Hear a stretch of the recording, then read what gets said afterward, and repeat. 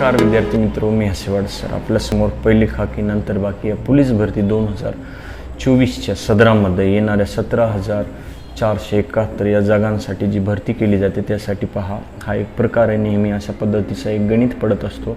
तर तो गणित काय म्हणतोय बघा. एक कार औरंगाबाद ते परळी जाताना ताशी 50 किलोमीटर वेगाने जाते व परत येताना तेच अंतर y किलोमीटर प्रति तास परत येते.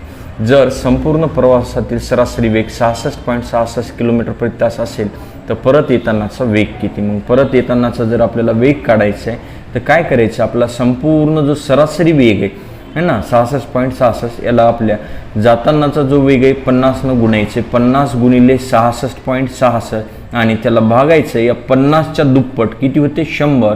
याच्यामधून हेच 66.66 काढून टाकायचे. ही जर ट्रिक्स आपल्याला योग्य चांगली वाटत असेल तर या अशा पद्धतीच्या गणितांसाठी वापरायची, परीक्षेमध्ये खूप चांगली आहे. ओके, तर त्या ठिकाणी बघा आता आपल्याला इथं गुणाकार करायचे. 50 गुणायचे 66.66ला, तर हा 0 जशास तसा लिहा. हे 5 गुणिले 6 5 सक 30 होते. हातचा आला 3. पुन्हा 5 गुणिले 6 30 होते आणि हातचे 3 33 होतात. अजून हातचा 3 असतो तर 5 गुणिले 6 30 अधिक 3 म्हणजे 33. पुन्हा हातचा 3 राहील. 5 सक 30 आणि 33 अशा पद्धतीने हा वरी गुणाकार झाला. तर छेदामध्ये बघा आता 100 मधून 66.66 काढतोय. त्यात 100च्या पुढे 2.20 घेतलं. 0 मधून 6 काढताय म्हणजे 10 मधून 6 काढताय तर 4 राहील. त्याच्यानंतर इथं 9 राहिलेलं आहे. 9 मधून है ना 6 काढताय तर 3 राहील. पुन्हा 9 मधून 6 काढलं तर 3 राहील. पुन्हा 9 मधून 6 काढलं तर 3 राहील. अशा पद्धतीने हे सोल्युशन. वरी बी 2 दशांश आहेत, खाली बी 2 दशांश आहेत, दशांश कटून जातात. हा भागाकार करताना बघा अंदाजित किमतीनुसार आपण आन्सर काढत असताना वरी 3333 खाली बी तोच आकडा दिसतोय, फक्त इथे 4 आहे.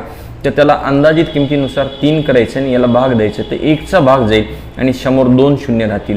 तर तुमचा सरासरी वेग है ना जो येताना आहे तो 100 किलोमीटर प्रति तास असेल. ओके, तर हे जर गणित आपल्याला आवडलं असेल, खरंच आमचा व्हिडिओ तुमच्यासाठी अभ्यासासाठी आपल्या स्पर्धा परीक्षांसाठी योग्य वाटत असेल तर याला लाईक करा, सबस्क्राईब करा आणि बेल आयकॉन जरूर दाबा. मी हसेवाड सर आपली सर्वांची रजा घेतो.